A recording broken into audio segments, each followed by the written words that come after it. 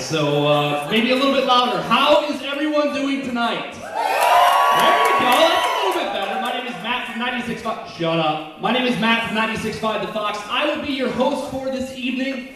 Before we get started, we've got some rules real quick, some things to go over before the funny begins. First and foremost, cell phones. As I stood up top and watched, you guys all have cell phones. You're going to need to turn them off or put them to vibrate. Because the last thing you want is to be the asshole who interrupts the show when your phone goes off. So, real quick, take a second. Turn off your phone, put it to vibrate, do whatever you gotta do, but make sure it is off. Second, just mentioned beer. We do have beer and wine out in the lobby, along with concessions, water, pop, all that. So, if you need that throughout the show, of course, you can go out to the lobby and get that.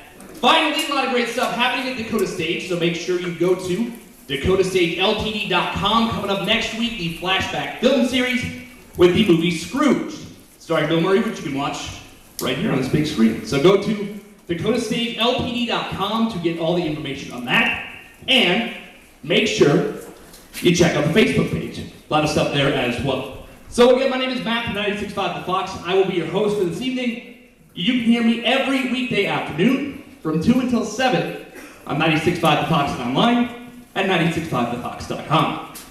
I'm a little out of breath, by the way. I ran down and around and up, so bear with me here for a second while I try and catch my breath. So I just got back from Las Vegas not too long ago, which is a good thing, yeah, right? So my buddy went out there to get married, so you know that's gonna work out real well. I was the best man in the wedding, and I don't know if there's a better position to be in a wedding party than the best man. I mean, I'm sure it's great to be the bride or groom or whatever, but being the best man is awesome because you have two tasks. Task number one, at some point before the wedding, you have to get the groom drunk. Task number one, you have to get him drunk, maybe take him to a strip club if it's available. That's about it, that's task one. Task number two, show up. That's it. Those are your two tasks as the best man. Get the guy drunk, make sure you show up, you might have to do a speech, whatever. I'll tell you what's better than being a best man in a wedding though, being a best man in a wedding in Las Vegas, because you can be a complete moron. And that was my goal when I went to this wedding in Las Vegas. So 3 days before my flight left, I got a call. I'm from Michigan originally. I got a call from back home that my grandfather had passed away. So everybody, aww, thank you. So then I had this big decision to make. Do I go to Vegas and have the time of my life, or do I go to the funeral back home in Michigan and be miserable? So I called my grandmother. And thank God my grandfather was a bit of a drunk, and she said, your grandfather will be pissed if you didn't go to Vegas. Go to Vegas. So her only request was to make sure when I got there to have a glass of whiskey for Grandpa. I said, you know what, Grandma, I'll do you one better. I will drink all the whiskey Las Vegas has to offer in the 72 hours that I'm there. So that's what I did. I was a complete shit show for 3 days in Las Vegas, to the point where I was in bed asleep at like 6 o'clock each night, and stood in this ceremony, kind of like I'm standing right now, holding myself up the entire time. Now here's the thing about Vegas now, is they used to say what happens in Vegas stays in Vegas. That is no longer true with the advent of smartphones. What happens in Vegas, you will see on Facebook in 20 minutes, and that's what happened to me. So this ceremony is being streamed live online, which sounds awesome for everyone else involved, but the super drunk best man who's been hammered for 3 straight days.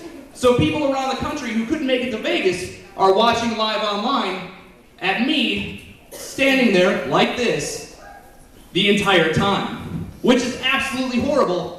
And then my buddy and his wife decided to do one of the coolest things I've ever heard, except it was horrible for me. They decided to Rickroll the ceremony. If you don't know what Rickrolling is, it's when you play the song Never Gonna Give You Up by Rick Astley, and people are like, well, what the hell, why are they doing this? That's what happened at this ceremony. Everybody else was confused.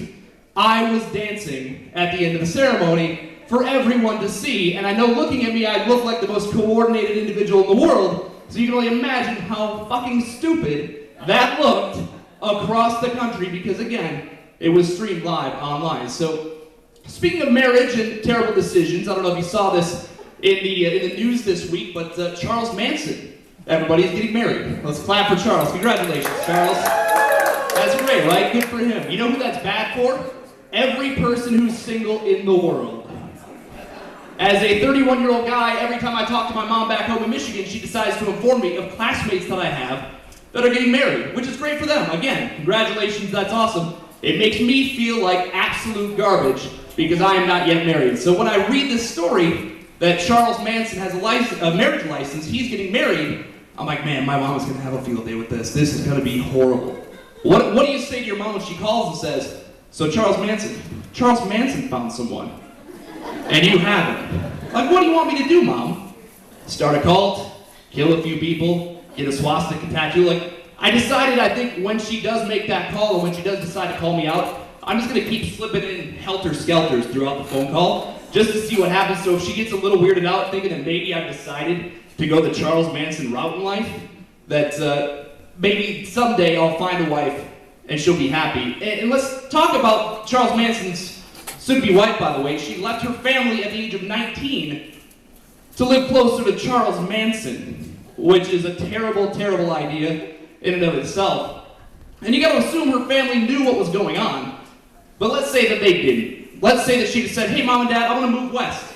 I'm heading out on my own, moving close to a guy. Doesn't say who it is. How do you then explain to your parents, how do you explain to them that you're about to get married to Charles Manson? Call them up, hi Mom and Dad, I met this guy. He's so great. He's established, he's been in the same spot for a really, really long time. He's a family man. He's a family man. He loves the Beatles, I love the Beatles. Our favorite song, Helter Skelter, we both have that. He knows a Beach Boy. He knows a Beach Boy, that's great. He knew a Beach Boy. Doesn't really know them anymore. There is one thing though, there's one thing that he has and you might not like.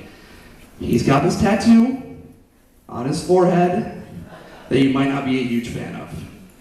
You'll have to meet him, his name is Charlie. My name is Matt Bingham, not Charlie. Once again, I will be your host for this evening. Give it up for John Conroy. John Conroy coming up in just a little bit. You'll have a lot of fun with him, I promise. From Minneapolis, Minnesota, ladies and gentlemen, give it up for Brandon Reynoso.